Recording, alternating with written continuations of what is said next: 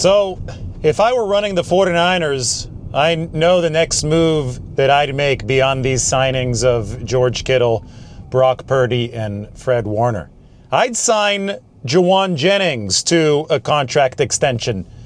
The problem is I'm not running the 49ers, and it's a lot more complicated than just wanting to sign Jauan Jennings. Jauan would have to re-sign with the 49ers as well, and let's face it, he's a rising stock. 975 receiving yards last season for Jauan Jennings. Should have had the 1,000-yard mark, but a BS ejection, we'll call it what it is, a BS ejection in the final week of the regular season prevented him from getting there. So the situation now is Jauan Jennings is under contract for one more season with the 49ers, and he's got this tremendous year under his belt. I wouldn't blame him if he decided to try to find what his market value was next year. By the way, I'm on the way to the Giants game as proof.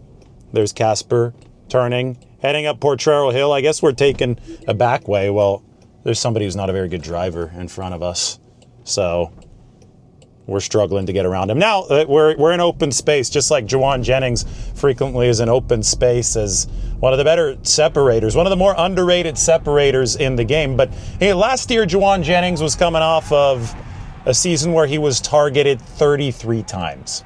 So, I mean, he just didn't have all that much tape, especially catching the ball, to really go out and ask for a whole heck of a lot of money. He was targeted 113 times in 2024. Injuries gave him his opportunity, and he delivered those 975 receiving yards. So now Jauan Jennings, even though he signed a 2-year deal last year, he can look forward to the next time that he hits the market and expect that he'll be paid a lot more than his current rate, which is just under $6 million a year. Jauan Jennings, I mean, if he puts up another season like the one that he just had, you're talking 2x at least, maybe 3x the pay that he has. And the 49ers at this point, I'm not really sure if they'd be able to offer him as much as he might think that he can get on the open market if he does hold off until the open market next season. So, you know, what we've learned from Brock Purdy, George Kittle, Fred Warner, when you're doing an extension early, yes, the team wants to give its best effort to get things done early, but it takes two to tango. The player also has to want to sign on the dotted line. I put Jauan Jennings in a similar bucket as somebody like Colton McKivitz. McKivitz signed a very team-friendly deal, team-friendly extension last off season. But then, I mean, he played so well this past year relative to the extension price. I mean, he played more like a $15, $20 million player.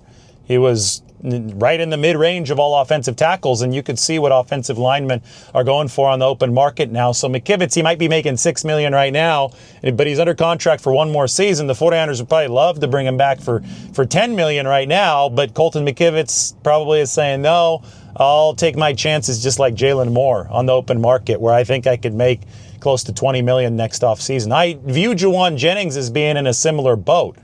Undervalued contract right now. He's outgrown that undervalued contract, and the 49ers will have a finite amount they can offer him as a, you know, you could argue that Jauan Jennings is an A-list player, but in all honesty, the A-listers are guys like Purdy, like Fred Warner, like George Kittle. So the 49ers probably within their financial structure unable to offer Jauan Jennings something that would convince him to sign now instead of waiting until next offseason when he will have the leverage of unrestricted free agency. Now, one can make the argument that Jauan Jennings is more valuable to the 49ers than he'll be elsewhere because of his tremendous run blocking ability and the attitude that he brings to the table. If that's the case, maybe the 49ers are willing to sweeten the pot, up the offer a little bit to get this done sooner. Again, if I were running the 49ers, you guys know what I would do. I would do what I could to bring Jauan Jennings back. I'm just trying to point out that it's a little bit more complicated than just that. We're on the new side of San Francisco. There's the Muni train. This is Dogpatch moving into Mission Bay. We're about to pass Chase Center, where the Golden State Warriors play. We're coming up from the south to Oracle Park. When you watch this, because I'm going to the Giants game, when you watch this tomorrow, the Giants game will already be over. And I'm sure I'll have a video from the Giants game that you probably have already seen, but I'm recording this before that. But sometimes you just, when you're trying to be creative, when you're trying to bring content at all times, sometimes you have to invert the order. And that's okay, because they play 162 baseball games a year, so you can just pretend that it's before tomorrow's Giants game instead. But when you watch this, maybe the 49ers will have signed another player, because they are on a complete heater right now. Fred Warner under contract for San Francisco, or soon to be under contract, has agreed to terms. Oh, look, here we go. Here's Chase Center. We're going to pan over to the right. You're going to get a little peek at the Warriors' new arena. There it is. New, but already coming up on 5 years. Chase Center's been around for a while. So this is part of the new neighborhood of Mission Bay. This used to just be all abandoned docks and warehouses. Now it's UCSF, the hospital, the arena, and we're going to go by the Mission Rock development in a little bit, which essentially connects where the Warriors play and where the Giants play. You know, I would have been a big proponent of a 49er stadium in San Francisco. Unfortunately, that was before my time covering the football team. Maybe one day, we'll see. My buddy Pat, viewer of the YouTube channel, going to meet up with him at the Giants game, texted me about 30 minutes ago. He's like, I'm passing Candlestick, or the site of Old Candlestick Park, with a little sad face. Poor Pat. That was depressing, watching Candlestick go down over the course of a year plus for some time. But we're headed to the downtown ballpark now. So anyway, Jauan Jennings, I know a lot of fans want him re-signed. He is tremendously valuable. The 49ers have the benefit of one more year of team control. The problem is that it takes two to sign on the dotted line for these contracts to be executed. And, you know, the 49ers pay their A-list pillars.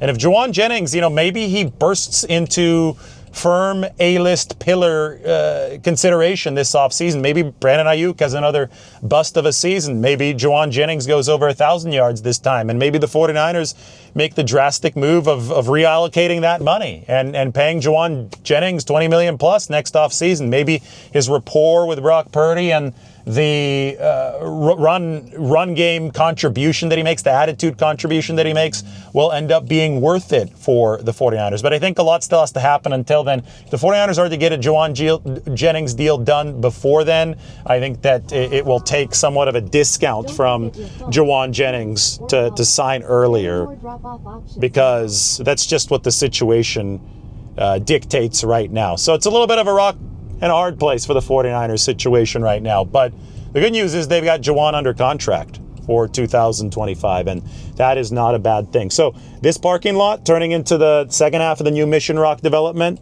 We're going to be headed over to Atwater Tavern. As you can see, the ballpark is over there.